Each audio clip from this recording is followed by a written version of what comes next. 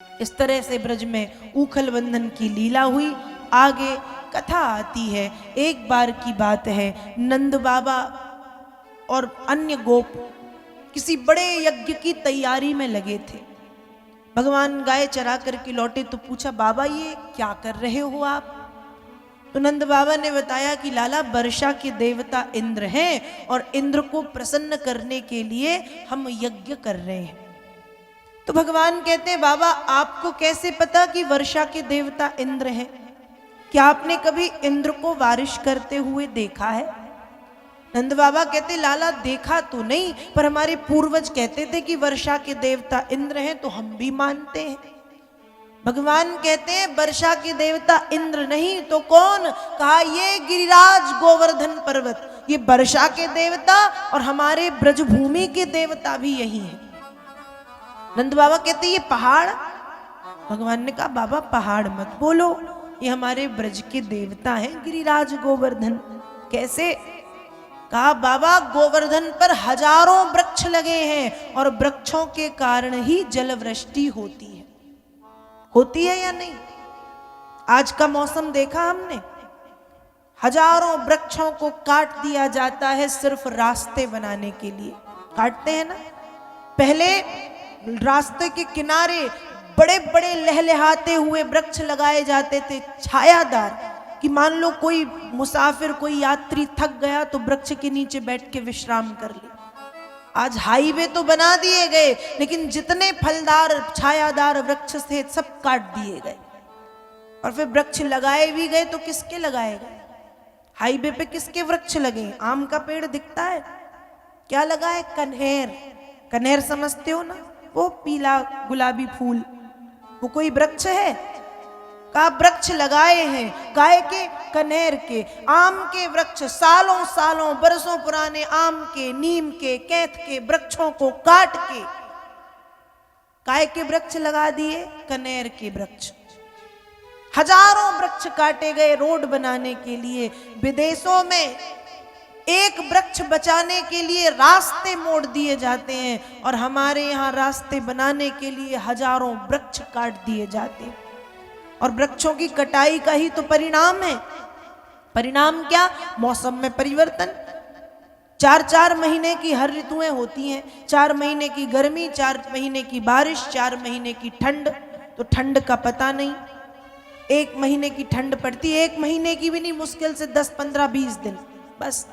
बरसात देखो तो जब बारिश का समय है तब बस नहीं होती, तब गिरेगा 1-2 दिन पानी, बाकी फिर पता चला कभी भी गिर रहा है बरसात। कहीं बाढ़ें आ रही तो कहीं सूखे पड़ रहे, बरस भर गर्मी पड़ती है। ये प्रकृति में असंतुलन इसलिए क्योंकि हमने प्रकृति के साथ छेड़छाड़ की, हमने वृक्षों की कटाई की।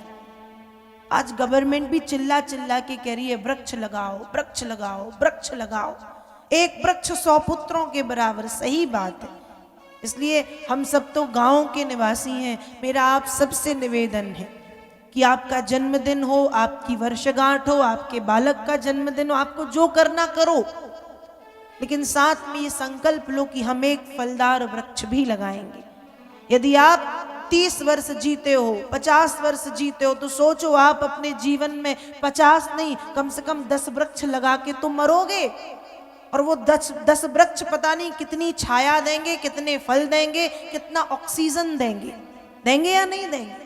तो आपको पार्टी करनी है, पार्टी करो, नाच गाना करना वो करो, जहां जाना घूमना फिरना अपने जन्मदिन में, अपनी वर्षगांठ में करो, लेकिन साथ ही साथ ये संकल्प ले लो कि एक हर जन्मदिन पे एक वृक्ष लगाएंगे, हर जन्मदिन पे एक वृक्ष। और ये नहीं कि कन्हेर का लगा दो, तुलसी का लगा दो, तुलसी तो हो जाती है, हर घर में पूजनीय है, वो तो है ही। कनेर का नहीं लगाना, आम का, पीपल का, कैथ का, नीम का, ऐसे वृक्ष जो छाया दें, जो फल दें, जो हजारों हजारों साल तक टिके रहें। सालों तक तो टिके रहेंगे। 2-2 साल पुराने आम के वृक्ष, 400-400 साल पुराने आम के वृक्ष आज भी हैं। ऐसे वृक्ष लगाएं। तो भगवान बता रहे हैं, देखो जो बात आज सब चिल्ला चिल्ला के कह रहे हैं कि वृक्ष लगाओ, उस बात को आज से 8000 साल पहले भगवान ने गोवर्धन पर्वत की लीला के माध्यम से बता दिया।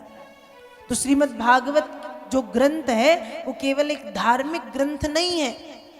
भगवान ने इस ग्रंथ में उपदेश भी दिए हैं, वैज्ञानिक रहस्य भी इस ग्रंथ में छिपे। आज भूगोल में जो बातें वैज्ञानिक बहुत सोच समझ के परख के जो आज बता रहे हैं, वो बातें भागवत के तृतीय स्कंद में पूरा भूगोल, पूरा अंतरिक्ष का ज्ञान व्यास जी पता नहीं कब लिख के चले गए। तो भागवत केवल एक धार्मिक ग्रंथ नहीं, एक वैज्ञानिक ग्रंथ भी है। भगवान ने नंद बाबा से कहा, गोवर्धन पर हजारों वृक्ष लगे हैं, वृक्षों से ही वृष्टि होती है। तो वर्षा के देवता इंद्र नहीं, गिरिराज गोवर्धन है। और ब्रज के देवता ऐसे, हमारी गैया गोवर्धन पर ग्रास करने चरने जाती हैं, आकर के दूध देती हैं, वो दूध बिकता है, हमारा जीवन चलता है। तो वर्षा के देवता और हमारे व्रज के देवता गिरिराज हैं। जब भगवान ने इस तरह से समझाया, सभी ब्रजवासियों ने इंद्र का पूजन त्याग के गिरिराज गोवर्धन का पूजन किया है। और फिर सभी गिरिराज पर्वत पर पहुंचे हैं। षोडशोपचार विधि से पाद्य अर्घ आचमन स्नान इत्यादि इत्यादि करके गिरिराज का पूजन किया। गिरिराज को 56 भोग समर्पित किया गया और गिरिराज से प्रार्थना की गई कि हमारे भोग को आप स्वीकार करें। गिरिराज की आरती गाई गई। श्री गोवर्धन महाराज महाराज, तेरे माथे मुकुट विराज रयो।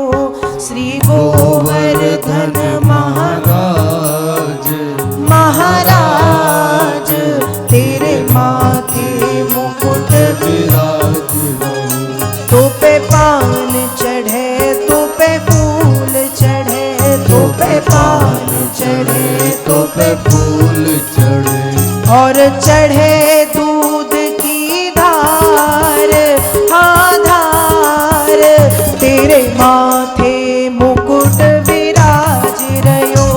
श्री गोवर्धन महाराज महाराज, तेरे माथे मुकुट विराज रयो।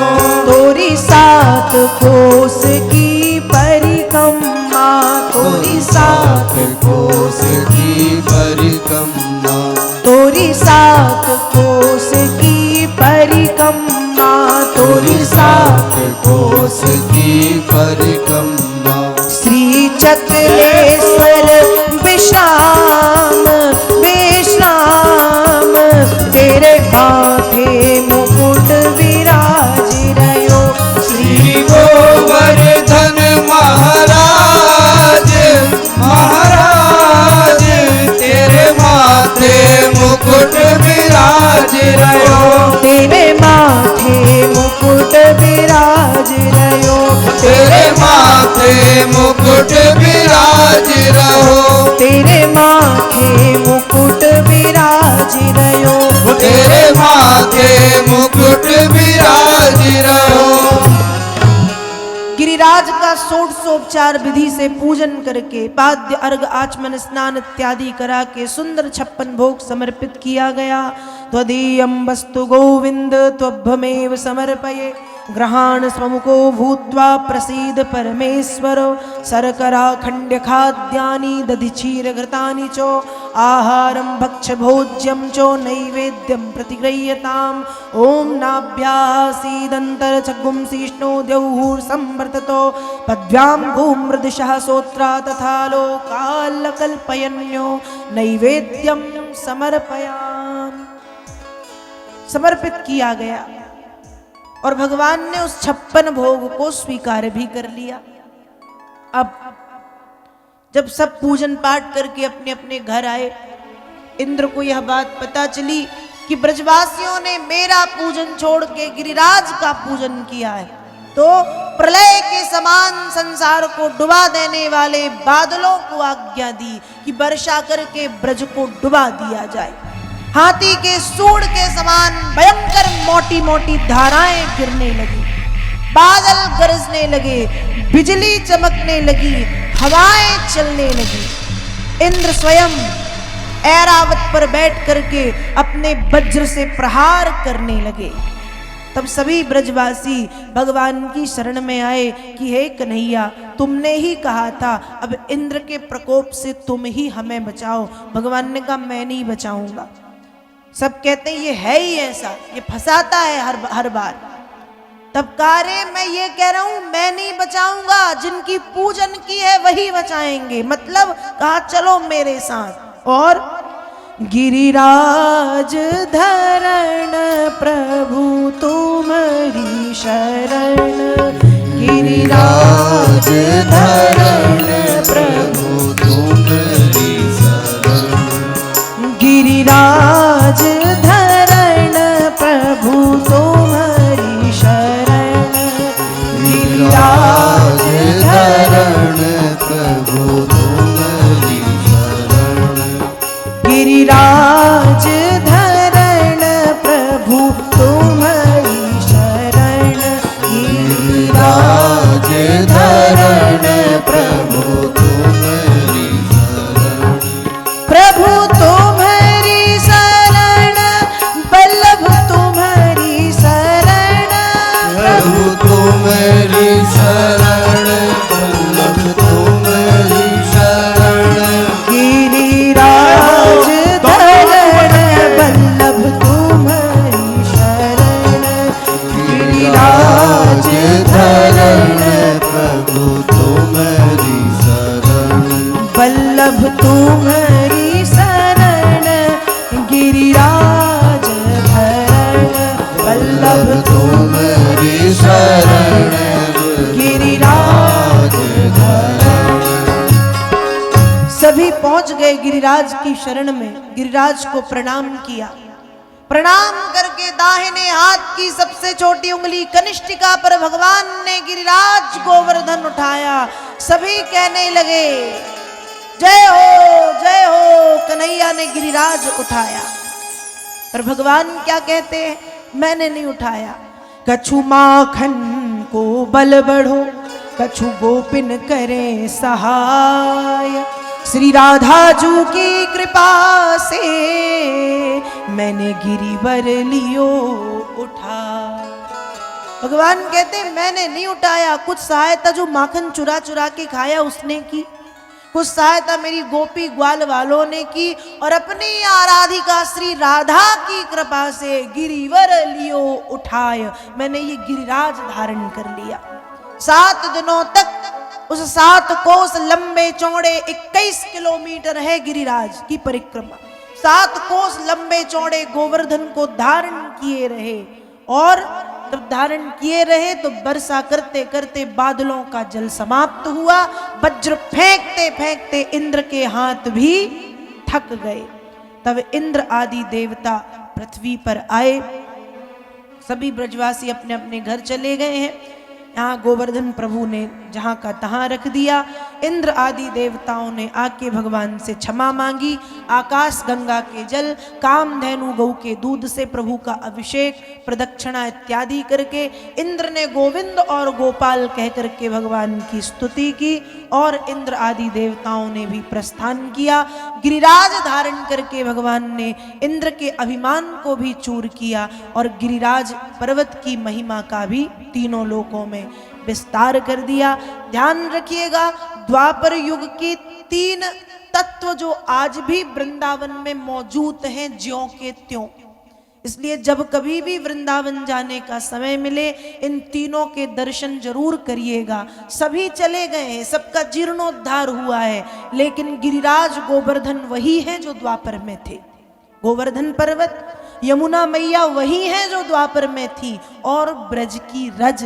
इसलिए जब भी ब्रजधाम जाने का मौका मिले गिरिराज की प्रदक्षिणा कर लेना, साथ ही साथ यमुना मैया का दर्शन कर लेना, और ब्रज की धूल को माथे से लगा लेना, क्योंकि वो वही धूल है जिस धूल में हमारे कृष्णचंद्र चले हैं। ये वही धूल है जिस मिट्टी को भगवान ने खाया है। ये वही धूल है जहाँ पर भगवान ने अनेक अनेक लीलाएं की।